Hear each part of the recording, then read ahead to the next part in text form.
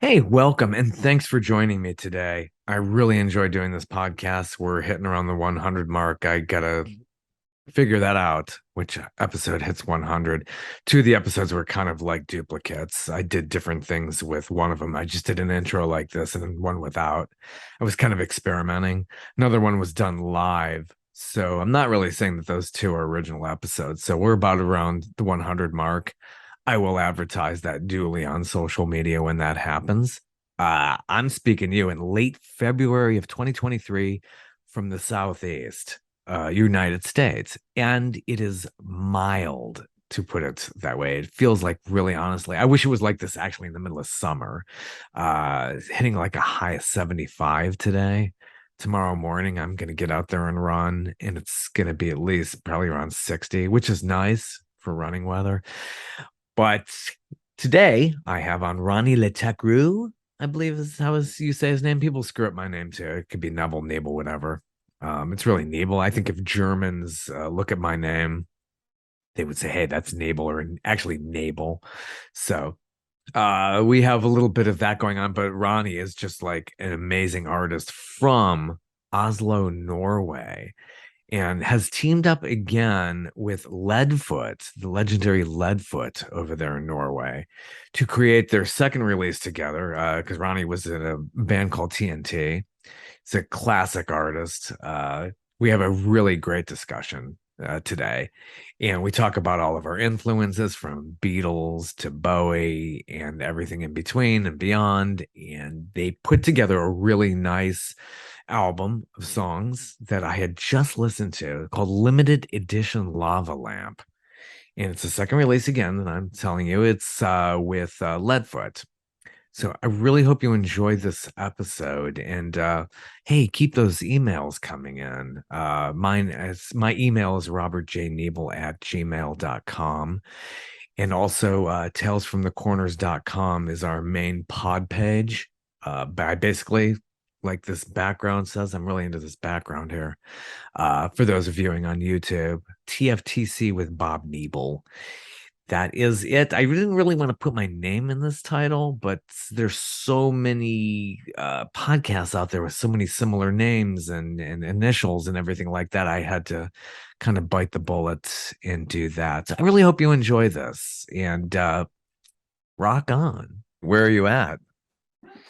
I'm at the studio where I work, my own studio. Good. How So, long have you yeah, had that studio? I think 30 years. Yeah.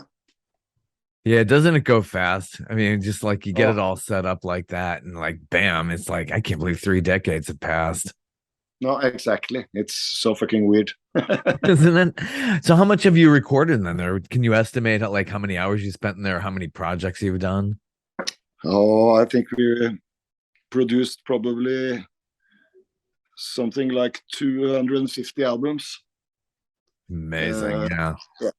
during these years. And how many hours, I have no idea. It must be tens of thousands. Yeah, yeah. So what did it take to get it put together? Getting it constructed? Is it connected to your house? How does that all work? And It's a different houses. There's like a building where the band artist lives, and there's a second building where the studio is. Is was built with our architecture, perfect, state of the art. yeah, get the right people together and get the acoustics right, and of course, Exactly, probably old been. school. So how much have you gone through like equipment in there? How much has that changed over the years? You went obviously from analog, obviously to really full on digital. Well, still run a lot of analog stuff. I use SSL 4000 mixing board. uh, just old school stuff. But then, of course, I record digitally. But sometimes I do 24-track analog too, if I want that specific flavor of the music. It's definitely something different. Analog is always going to sound better either way. So. Yeah, and so many say that, and just it's the warmth. Obviously, if you're doing this a Mhm. lot, you really know the differences and you understand that. But to the average person, it's like they don't really see that. Mm. definitely. So I don't think they care anymore. But I'm at the age where I know the difference because I heard it. I heard the transition between. Yeah. Yeah, you Yeah, feel it and you know it. It's just it's more of like a gut feeling. It's like I can't go with this synthetic sound. It sounds good when it's analog and the old school stuff works. And then probably just down to all your instruments. I'm sure you have some of your favorite instruments and guitars, pianos, synths, all that kind of stuff. exactly. Yeah, yeah. I, So, I think we have like 14 Marshall heads. wow. There's like I don't know, maybe 25 guitar amplifiers, 5 different bass setups, grand piano, synthesizers, all that stuff. That old guys like me need to create. Yeah, real, yeah. real shit. Right, right. The old school stuff just it's better. They don't make it like they used to. I mean, things are just manufactured in pretty bad places and it just doesn't sound as good as what was there. I mean, the challenge is trying to keep that stuff up and keep finding people who could fix these things and put the replacement parts in. Yeah, right. That's pretty big. So yes, how was it during COVID? Did you have people coming into the studio or you just like put the pieces Mm. parts together from Oh, different no, we kind of experienced a very good period with COVID because a lot of bands and projects they want to get isolated, which we are. Because I'm in the middle of a forest next to the mountains. It's just a couple of bears and some wolves here, and falcons and 2 eagles. Oh, cool. Yeah, I got way too much deer around here, but yeah, I've heard there's some black bears that hang out around there. What kind of bears do you have over there? Oh, it's the Arctic, not the white bear. It's just a brown Wow. bear, I guess you call it. But they're big. Yeah, yeah. I don't think about that so much. So obviously, growing up there in Norway, you had a lot of influences, and we hear that quite a bit on this new release. How did that all come together? This is called Lava Lamp, limited edition Lava Lamp. Yeah, it's. I think it's almost like a metaphor of life, or maybe a metaphor of me and Ledfoot Tim that we're getting a little bit older, and it's life is a limited edition type of project.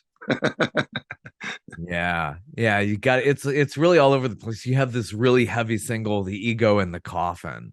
Yeah. And that's just like, how did that come about? Obviously, what is that influenced by? I hear like, I don't know, maybe like Oh, AC. that was influenced by a friend of mine called Bob Eichen, American friend, a dear friend, and he said to me, his ego was so big that you couldn't fit it in the ego. No, you couldn't fit it in the coffin with him. And I said that to Ledfoot. He just loved that expression, and then he just took the words "ego" in the coffin and went off. So, but it was inspired by Bob Eichen, an American friend, and the riff. When I created the riffs, I just want to create, that British blues feeling, but backwards in a way. Yeah, you could totally hear it. What a rocker. I mean, you got a lot on here, but that one really stands out. It's just the energy. It's something you could, yeah, definitely like for me to run to or just work out to. It's just like, oh my gosh, that'll wake Thank you you. up. Thank you. Definitely. So how did this collaboration with Ledfoot, also known as Tim Scott McConnell, how did that all come about? He's an American artist who ended up being in Norway in your neck of the woods. Yeah, so we met about, I think, 13, 14 years ago. When he came to my studio to record his first Ledfoot album with a British producer. And then he asked me, Ronnie, is it okay if I stay some days extra because I'm having trouble at home? And I said, yes, you can do that. And then he stayed for 5 years. But Wow. that was perfect for me because I've been able to keep my, English is my second language, but I've been able to keep it warm, and also on a lyrical level, I've been learning a lot because he's obviously a great lyricist. So and has become a close friend. So we constantly develop music together, write new songs, individual or together. Yeah, finding it in work when things are happening at home. It's like Mm, that's, I mean, it's good and it's not so good, but then you get a lot of inspiration. You get a lot of good songs out of that too, obviously. definitely. You just start writing about it. That's a good creative outlet. It's a good way of dealing with it. So I don't blame Yeah. him on that. So he comes up with more of the lyrics and you're coming up with melody. How does that work? Oh, it's sometimes he comes up in the entire song, or I come up with the idea, and I got lyrical limitation. So, and maybe I have a cool sentence that I throw at him, and he takes it from there. Uh, so I'm constantly looking for new words. Like one new song we're working on. It's called "Phone Some." You know, when people are just sitting on their telephones. Yeah. You know, so Yeah. phone some. I think that's just the really describes where the world is at. Yeah. In a sense. Yeah. Sometimes we forget what the world was like before all of this, and we just like everything's in these phones. I mean, everything from banking, not just talking. Talking's actually probably the last thing we do on these things. But yeah, Yeah, it's everywhere, and we're just consumed and constantly looking at stuff and just constantly, scrolling. That's all yeah, we do now. and I loved if they did that, but if it was culturally connected in a way. Oh, look at this review. Go into to your magazine or station, check it out. Do you know what I mean? It's completely Uh, changed now. Yeah. yeah, but I think I can feel it's changing back again. Because I meet some younger people, I mean 15, 20. A lot of those people, they just love music from the 70s, rock, funk, all that. They hardly listen to contemporary music. And I was thinking, didn't I do the same thing? When I was young in the 80s, I would listen to 70s and 60s music. Wow, it's happening again, right? Yeah. The December issue, one of the December issue of Billboard magazine, they said that this is the first time in history where young people consume more old music than contemporary music. Wow, this is good, right? It is. Because And it's real. knowing that I think a lot of the pop music that's out there is just pure algorithm fucking shit, right? Cold, cold music. Yeah, it takes like 15 producers to do and I not to knock Beyonce, that's more Yeah, of a yeah. performance artist. Like I think it was Joe Walsh who was saying this.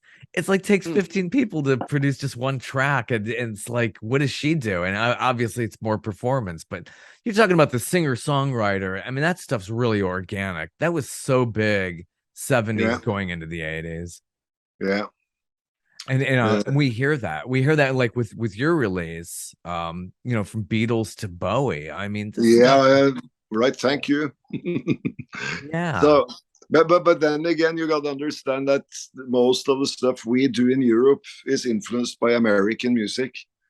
It's just that we kind of mix it with more of the British blues, than the American blues. That's just a harmonic difference, basically.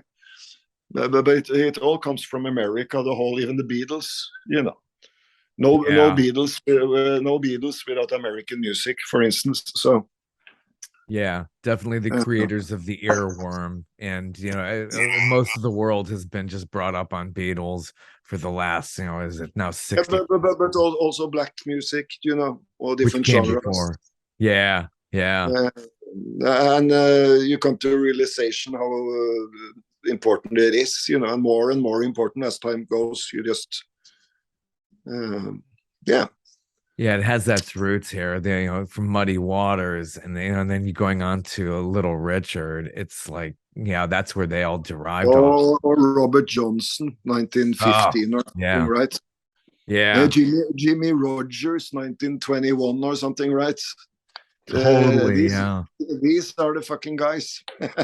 Oh, completely. Yeah, they're the architects. These guys really, Yeah. I mean, you wouldn't have Beatles and Rolling Stones without these guys.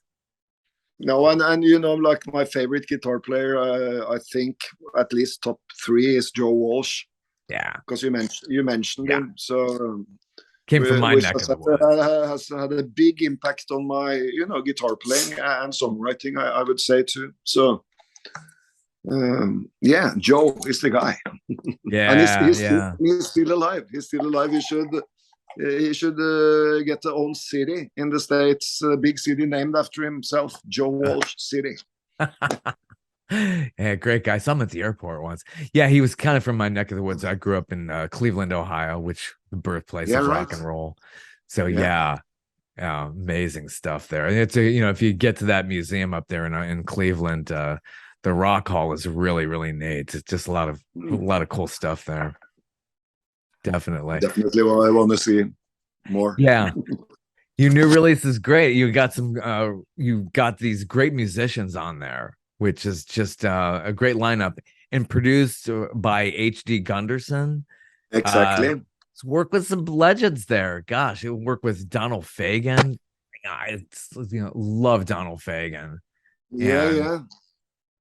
did some So work with definitely, and the bass player on the album, he comes from the biggest Norwegian black metal band called Satyricon.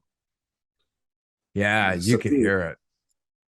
So Yeah. it's a mix between people from different genres. You know, some people come from Americana, some I come from hard rock and psychedelic rock. Tim comes from the acoustic, you know, the real stuff. Standout tracks on here. Little Rosie. How did that one become about and get on this record? That's a Little Rosie was a song I wrote in Norwegian, and it's in Norwegian is Lille Rose, ville kose, hey Lille Rose. Exactly the same thing, pretty much. So we yeah. kind of took that, and my words in Norwegian were kind of good in Norwegian, but it didn't kind of transpose into English. So he wrote a kind of like a murder ballad, changed the topic a little bit. Little Rosie murder ballad. The boyfriend is being shot in the forehead because he's doing drugs, and she's on speed and meth and all that stuff, right? Yeah. Know about those tragic tales. Yeah. And then waiting to meet somebody named Johnny Jazz.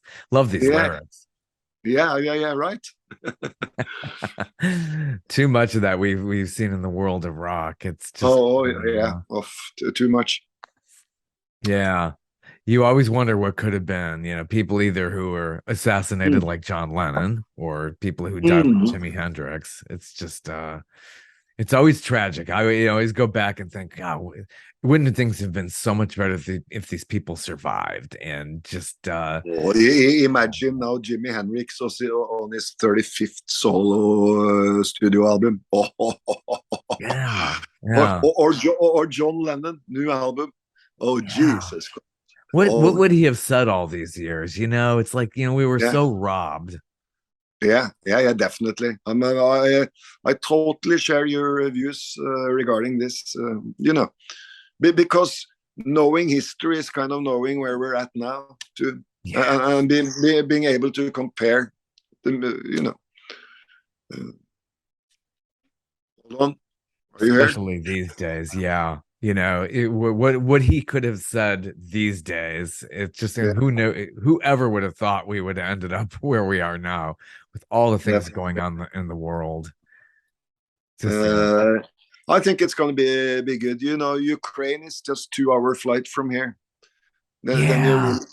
really, then you realize how close it is. You know what I mean? It's next door almost. So Yeah. How's it's that gonna end? but again, the free democratic Western Europe, we stand up against shit like that. It's right in that Uh, backyard, isn't it? It's like right on there. Yeah. it's not far away. Wow. Wow. You're just probably always thinking about it. But yeah, here in the States, we think of the Scandinavia, those countries, and we just think, oh wow, they're perfect. And they got healthcare down. And we're just a mess here. It's like, but they're healthier over there. We have free hospitals and doctors for everybody, free schools for everybody, even universities free high school, college, everything is free. I guess that's one of the things. Yeah, If that you get sick, if you're poor and you get sick, you get the same treatment as that rich motherfucker, right? yeah, exactly. It's a dream that we have here, but it will never happen. Here we have what are lobbyists and people who are out for themselves. And yeah, it's usually those rich ones. But it's changing. It's changing. America has to work. It's God's experiment. So there are so many good things that happens in America too that we still adore. And Yeah. and politics is dangerous to talk because it could be used against me if I want to ever enter the States. Oh, well, that talk you had with this guy, they will say, right, Right. we're playing mind. Yeah. Because that's how psychotic they are, right? We have so much. The different governments, that's where we're at, the whole world. Everybody suspects that somebody else is going to do something. I don't know. It's a goddamn conspiracy, the whole thing, isn't it? Yeah, yeah. And the crazies, yeah, they really follow it and they get too into it. We've got and the rampant guns around here and people just acting on it. It's gotten really crazy. It really has. And listen to this, you gotta love this. In Norway, the cops, they're not allowed to carry guns. So if you do something criminal and you run faster than them, you're safe. Yeah, yeah. We hear it every now and then. It'll kind of happen in those countries, but it's pretty rare. Almost every day here, there's some kind of a gun crime.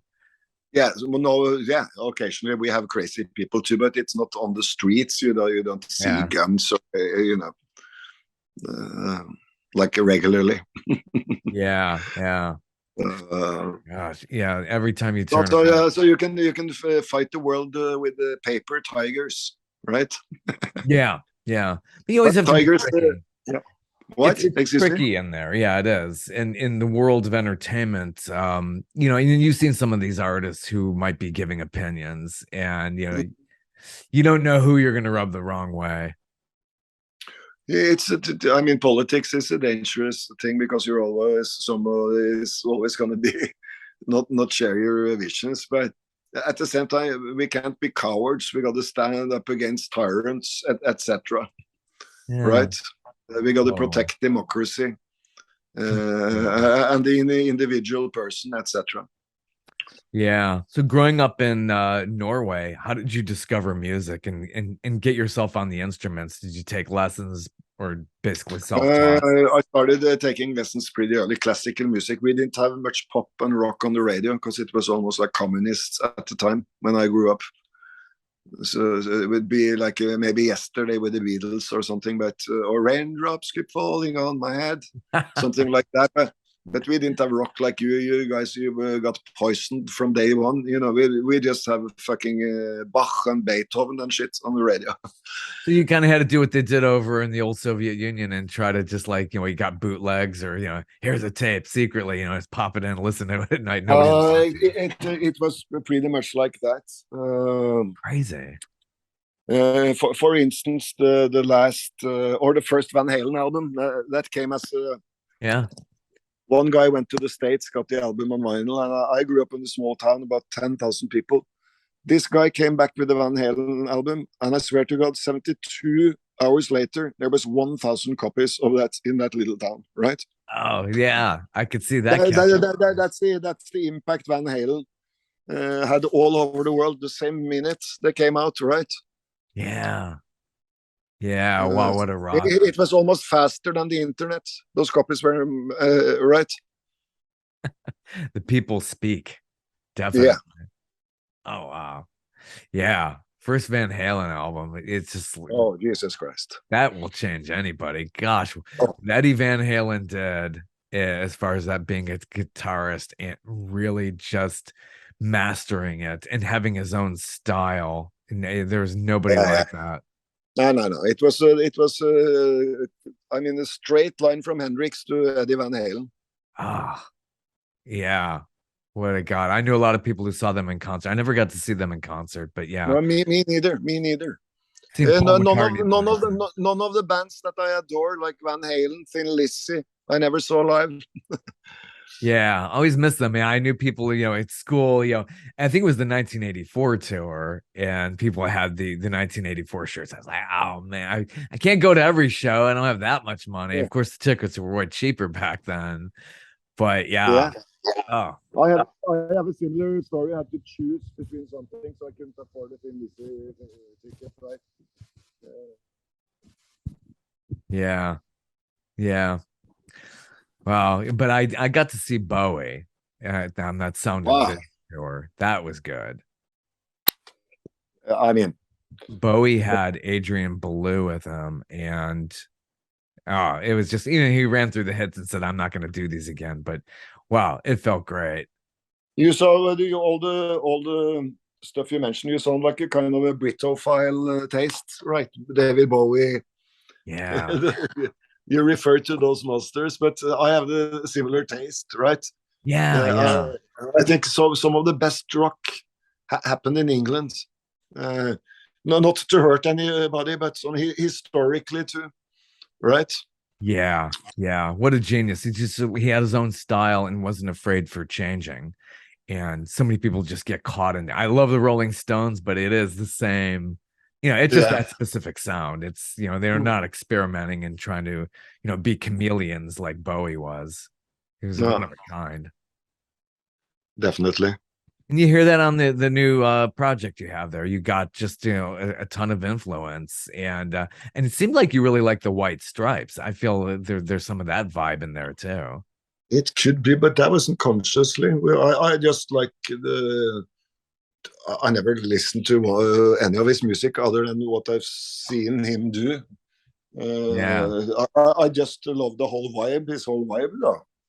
So if people compare us to that type of musicality, I'm honored. Yeah. Yeah. You have a cover of Sister from the movie Uh, Color Purple. yeah, he can call me. Jack White can call me if he wants to do something. Yeah. Okay. Paging Jack White. Yeah. Seems really, really good. Seems like I think me and him would really work well together. Don't you think so? oh, totally. Totally. He seems like somebody who you could work really well with.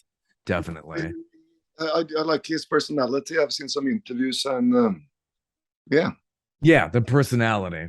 Yeah, definitely. I Mm, like when he goes on Conan O'Brien's podcast. It's really okay. enjoyed that. So, the cover of Sister from Color Purples. Mm. Obviously, you like the movie.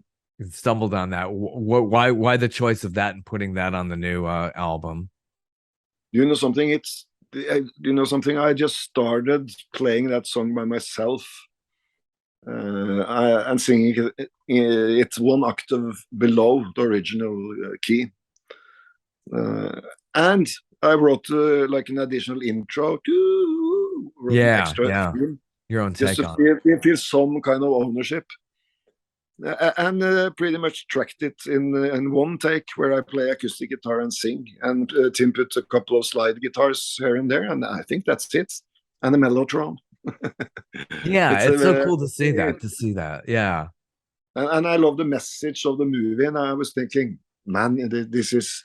Of course, I had to turn the lyrics around, alter them a little bit. The last line, for instance, um, to make it, be from a man to a woman instead Right. from a sister to a sister. Yeah. Uh, Interesting I, take. I, I think it turned out pretty goddamn, I don't know, something about it. Yeah. And then in the mixing and the way that it's produced, it's just, it really does make a huge difference. And again, the variety on this album, it's just, if you want something that, can take you from different places, this is the album to get. And it sounded like you worked Thank hard. you. Took about what, 8 days for you to put this Eight, together? 8 days, 8 days total. Yeah, including mixing. So we just wanted that compressed Beatles type of Get Back feeling, that the TV series when they do start building that material, the same kind of feeling. You sit in the studio, you talk together, you wake up together, and you work from early morning till midnight every day. Right? Yeah. You I feel like love that? that. Yeah. That's cool. And then we were looking for the variety of the Beatles that they have on like the White Album and shit, where you can really go from a country song into a dark Helter Skelter type of song with Ego in the Coffin, into 20s stuff with the sister, or just to do that roller coaster thing, Yeah. I was always fascinated by that. Anyway, those albums that gave me a ride. I didn't When I don't know which door that will be opened, then I love those albums. Yeah, White Album. Gosh, they recorded Yeah. hours and hours, and the whole Get Back sessions. Wow, there's so And much I stuff. think Jeff Buckley had that sense of color in his work. The short period he was, of course, able to work, but he had that roller coaster approach to the material that. And here's another one. Imagine if he still lived. Oh, Jesus Christ! On album number 12 or something. Yeah. Wow. Got a nice 7-minute trippy track on this album. That's it's really, if you're into jams, this is a great thing to be listening to. And good background music as well. Yeah, what inspired you to do that and to put that on the album? We're talking about the title track, right? Yeah, the Limited title track. It's I think it's me and Tim's fascination for psychedelic rock, Steve Village, Pink Floyd, and also the Tubes, especially the Tubes. Yeah. We're both big fans of the Tubes. So I think that kind of inspired, and also the work I've been doing with that ambient, almost like classical approach to it, right? And also when you hear the riff, it has some folk music elements, It's a international kind of folk music. If it was in Ireland, North America, or Norway, it's the same feeling. You know what I mean? Yeah, yeah. So it kind of blends folk rock, psychedelic rock with the Tubes and endless psychedelia when it breaks down into complete disharmonic. The end of the song, everything melts. Man, I love that shit, and it's done live. Yeah, you get that feeling when you're doing this live. You're not being too pretentious, and it really shows in that final product. Yeah, and sometimes you got to play shit without thinking about the consequences. Yeah, yeah, and you shouldn't care. I mean, that's the best work, is when you're going to go in there organically and I not agree. overthink everything. I agree, 100%. Yeah, completely.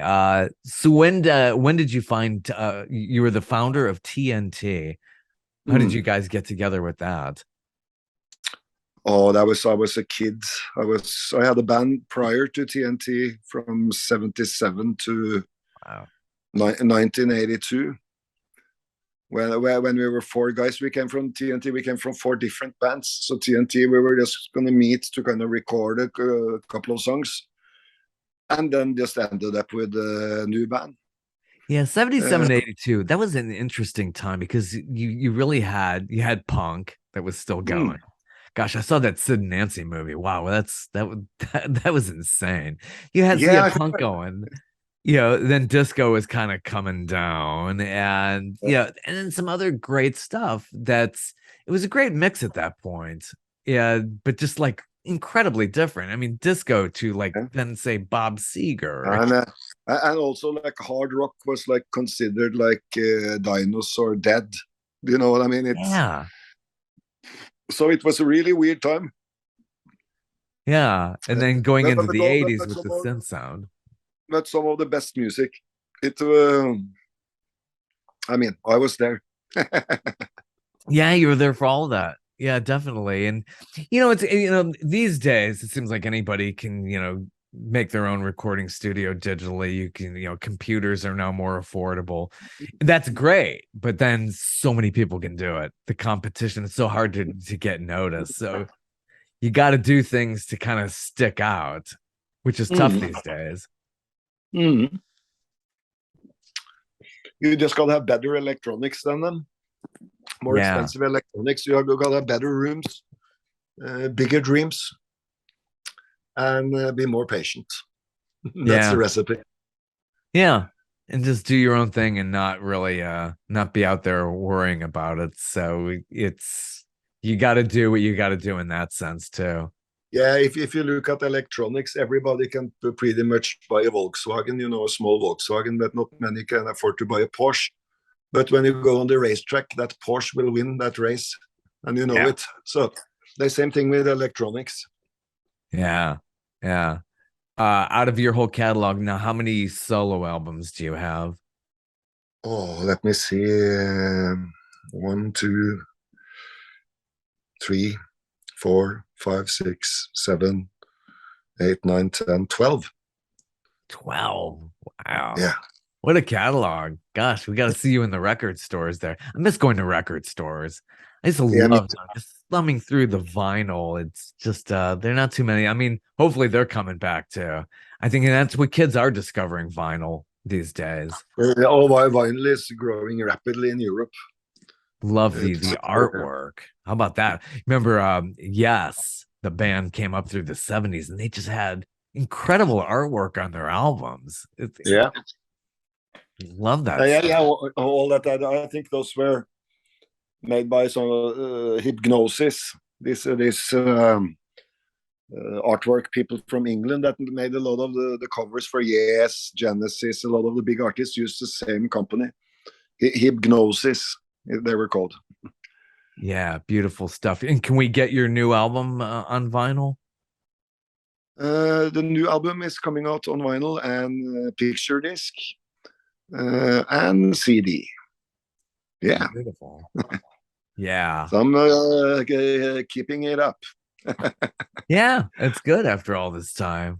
Yeah. Yeah, I mean, I'm 59 now. I'm going to be 60 this year. So I just want to try to, make some more good albums. And but I don't have a million years left. So it's got to happen now.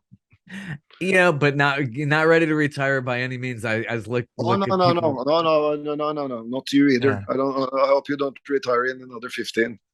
Yeah, easily. Look at Paul McCartney still going. He's in good Yeah, shape. yeah, yeah, yeah. Bruce And we gotta have some. Springsteen. Yeah, we gotta be interested in some things in life. Otherwise, we become old overnight. It's nice seeing these guys still doing it. It gives you inspiration. It's like, you know what? They're still going, I can go. No reason Yeah. why I can't. Okay, my friend, I gotta run now. But do you have any more questions for me? I am good. You just have a great new album. Everybody should go out there and get it. Thank you. Coming out on vinyl, Thank you so CD. much. We can probably find it where all the digital things are. Amazon Music, which is one of my favorite. Yeah. Good stuff. Good stuff. And great speaking with you. Yeah, Great thanks time. the same. It was a really nice conversation, and we share a lot of actually musical background I can hear. Thank you for an insightful interview, and thank you for supporting our music. Thank you for joining me all the way from Norway. You guys are a good 6 hours ahead of me. So thank you so much We for are. your time. Okay, goodbye from Europe. Take care. Bye-bye. Bye.